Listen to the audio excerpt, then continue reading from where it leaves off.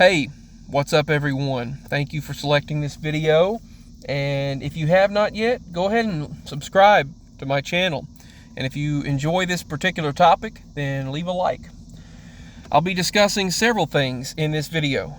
So, the title of this article is Sun Shoots Out Biggest Solar Flare in Almost 20 Years, but this time Earth should be out of the way. So basically, they are telling us that around 24 hours ago, another solar blast shot out of the sun. Just before that, a Class X, I think 8.7 on the scale, took place from this particular sunspot. They're telling us that we should be in the clear this time from any activity. From what I understand, there have been some GPS disruptions, and there have been some satellite communication disruptions in general. We've had internet glitches, we've had a few, there's been radio communications and antenna TV disruptions.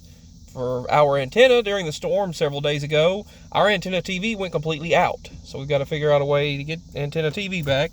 I have these streamers that stream the antenna TV to our digital devices, but can't do that now except for like 3 channels, which is weird. But back to this topic.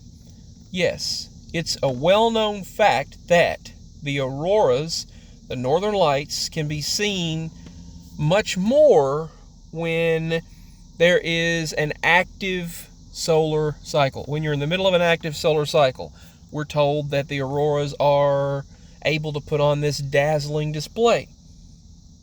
Now, I have one question. I know the science behind this. I know the science that's described of how this process takes place. I understand part of that. But my question is, they're saying, first of all, that we'll be seeing them a lot more way down to the south, maybe even as far as Haiti and the Bahamas and Hawaii got to see it this time. This was a global event. I've never heard of auroras taking place globally. First of all, I always remember them saying, you remember you remember the show that Michio Kaku would come on, and I think it was like Nova, and they discussed the topic of a coronal mass ejection, these CMEs, these solar storms, and how it would cripple our grid. So we reached the highest. There are C1, 2, 3, 4, and 5. Mondays was a C4. Tuesdays was a class 1, so lower. I think one of them might have been a 2. And this X 8.7 did not hit the Earth, I don't think. But my point is, I always thought that they said that if it would be a Carrington event on steroids. It would be a Carrington event times a zillion today if we had a solar blast, a direct hit to the Earth. Well, they're calling this a direct hit. They said they didn't know what would happen, but they said the sun hit us directly. So that's one of the many topics I wanted to discuss in this video. We are told it was a direct hit. Okay. The only thing that happened, I saw, is I went outside, saw a strange object in the sky moving, and then suddenly I saw this beaming energy, and then the transformer popped across the road, and then a small portion of the highway went out. Everyone's electricity went out around us, but we kept electricity. Power went out, they restored it to the other areas, but they couldn't restore it to the highway nearby us. That's the only power disruption there was when the auroras began, and they had to work throughout the night to get it back. That's it. I was under the impression that if we had a class 5, a level 5 solar storm, I don't know if you call it class or level, if we had a level 5 solar storm, which is the worst you could get, that had a direct impact on planet Earth, I was under the impression that it would knock out GPS, it would completely fry the satellites, knock out our modern electrical grid, our communications network, cell signal, and the internet in general. So what happened? If this was an actual Class 5 event, a C5, it was the highest level you could get of a solar storm, and they're saying it was a direct impact. See, 5 days ago they put out a warning. According to the National Weather Service, communications, global positioning systems, power grids, spacecraft, satellite navigation, and other technologies may be affected. In addition to users of high-frequency radio signals may experience loss of signal. Severe solar storm could disrupt our power grid and GPS and technology in general. They're calling these direct impacts. They're saying that they are a direct impact.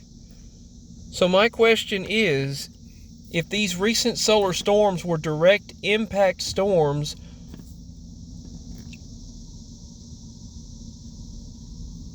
why isn't everything knocked out? I know they were reinforcing the grid. They were putting new transformers up. They were putting power stations in place. I know they were putting backup supplies in a few places.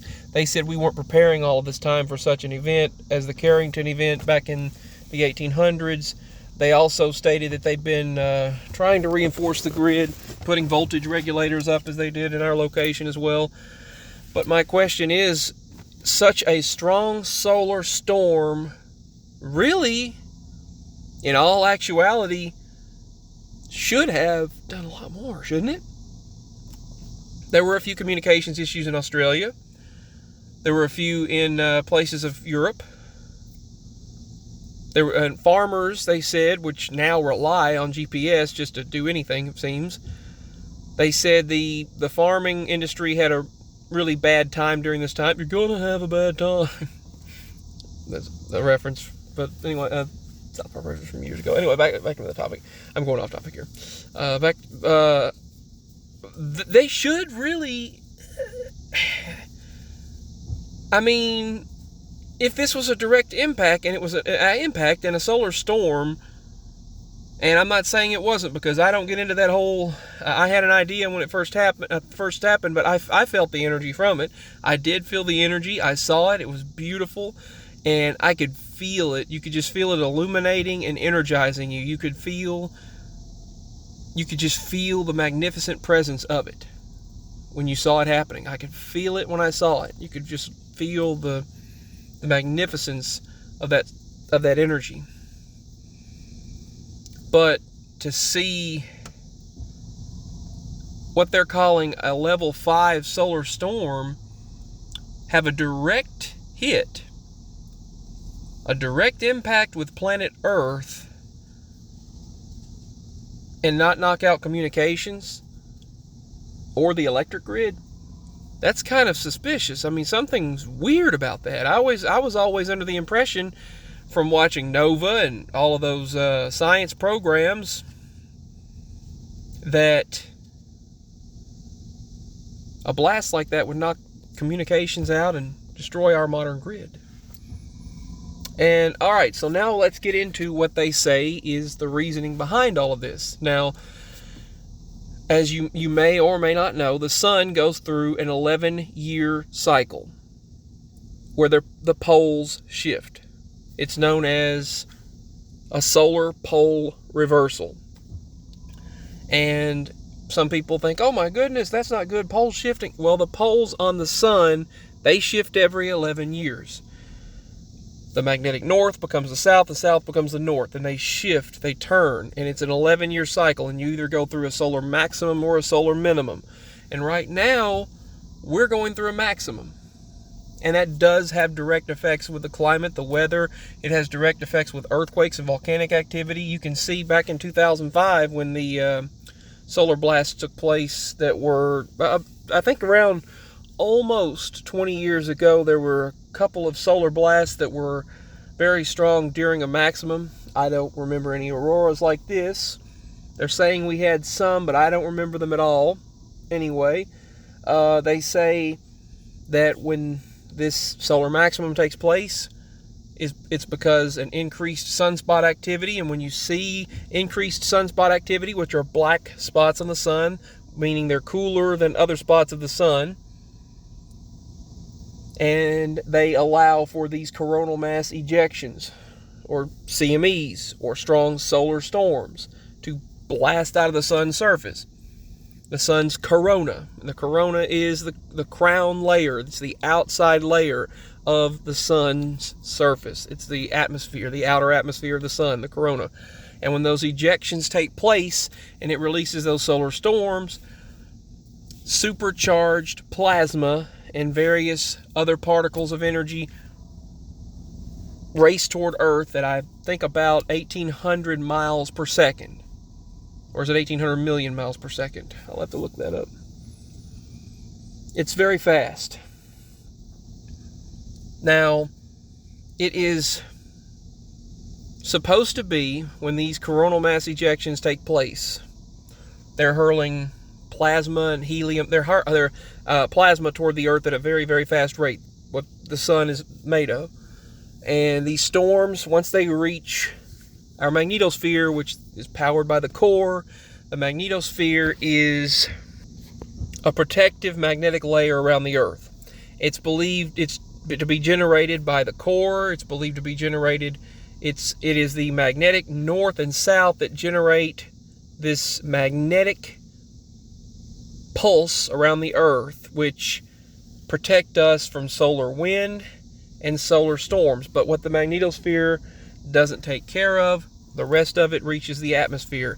Now, during the time of a solar storm, during the time of a pole reversal, which is believed that the Earth is experiencing currently, because even since 2007 or 8, it was reported on NBC News and other sources that the poles of the Earth are moving, and magnetic north was actually on the move toward Russia and toward Alaska. So, as our magnetic poles on Earth are shifting, that is also contributing to a weakened magnetosphere, a weakened protective layer around our planet. That's what science will tell us. But that's the way I understand it, that it acts as a protective layer, and it's currently being weakened because our poles on Earth are shifting, not to be confused with the pole reversal of the sun, which happens every 11 years. Ours happens every so often, but it's a lot longer of a time than that, or so they say. They say the last one happened a very, very, very, very long time ago, and we're currently under that cycle, which can also cause a lot of weather and climate chaoticness here on Earth. Chaotic anomalies. Those two coupled together, well, you've got yourself a recipe for disaster. But moving back to these auroras, now they say that not only because of our weakened magnetic protective layer, the weakened magnetosphere, and the possible Earth's pole reversal or pole shift, the pole shift happening on Earth, due to that and our weakened protective layer, they say that the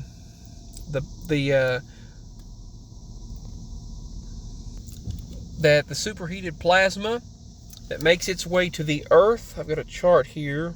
All right, you have the solar winds, and you have the charged protons and electrons that are emitted from the sun. Like I said, that the energy that comes from the sun in these coronal mass ejections, they enter the Earth's atmosphere, where the field is the weakest, the poles, and our magnetic field is currently having a lot of movement. And the fact that the poles are on the move, especially magnetic north, they say it can cause these auroras to be more magnificent and go out further to more places on planet Earth.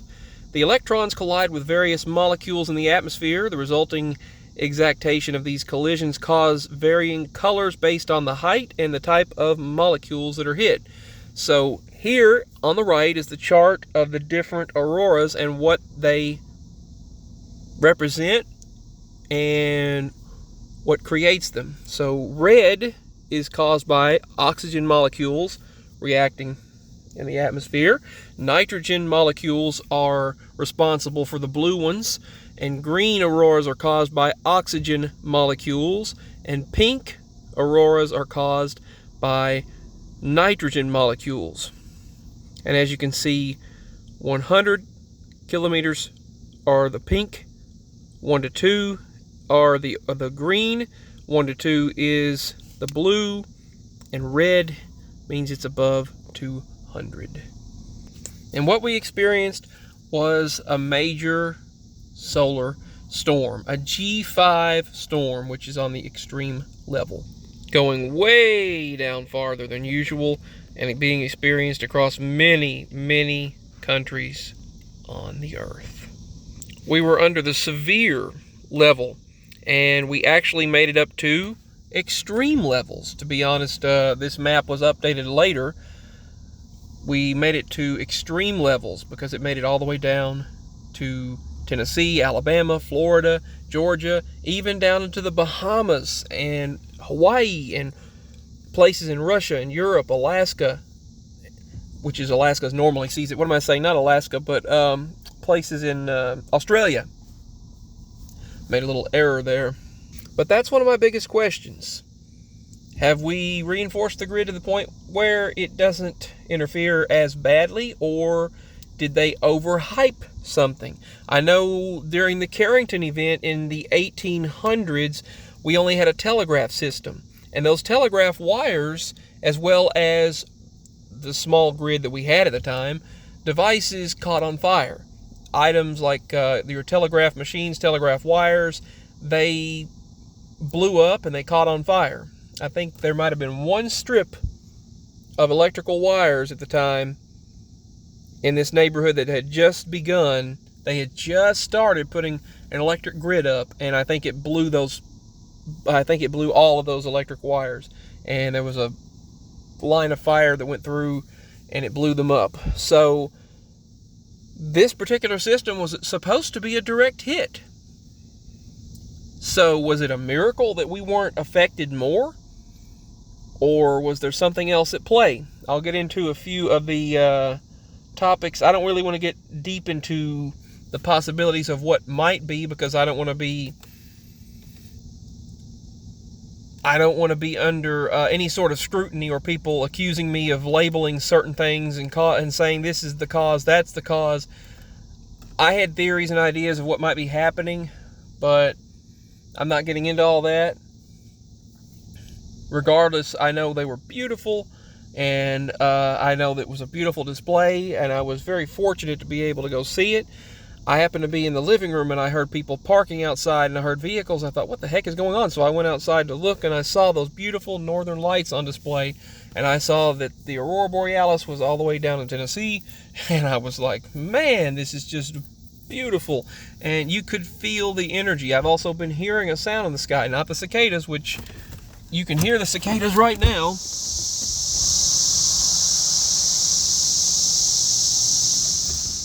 That's not what I was talking about. I was talking about a sound that sounded like a pulsing energy, like a vibrational energy. You can hear it clearly outside, and I can't figure out what it is or where it's coming from. It's like over the house, but it's just around the property. It's sort of kind of all around, and I don't know what it is, but I've always heard if you had a direct hit from a coronal mass ejection, a solar superstorm or a solar storm, I've always heard that it would, especially one of a class 5, level 5, which is the highest level storm warning they can issue, I always thought that it would knock everything out. So these were 5 superstorms, 5 solar storms that combined. They said their energy combined into one storm. They'd never seen that before. These sunspots released these CMEs, and they combined into one solar storm and headed directly toward Earth. So I'm actually, like I said, surprised that more did not take place. I felt a lot of energy from it, and I saw a few effects from electrical disturbances and some internet network disruptions. We did have our cell signal disrupted. A lot of other people had their cell service disrupted, but there wasn't mass outages and a total global shutdown as they seem to always say it would be the result had we been directly hit or had a direct impact of such a strong magnitude of a solar blast or solar storm. So, you think we got lucky? You think we were spared? Or what was up there? Is something else at play? I don't know. I mean, I'm not saying, but I'll talk about that in another video, maybe. But I know regardless, these CMEs do happen, and regardless, the solar storms take place, and the aurora is beautiful. I've never gotten to see it in person. It's something that I never thought I would witness ever in my life, and we got to see it. I got to see the aurora borealis here.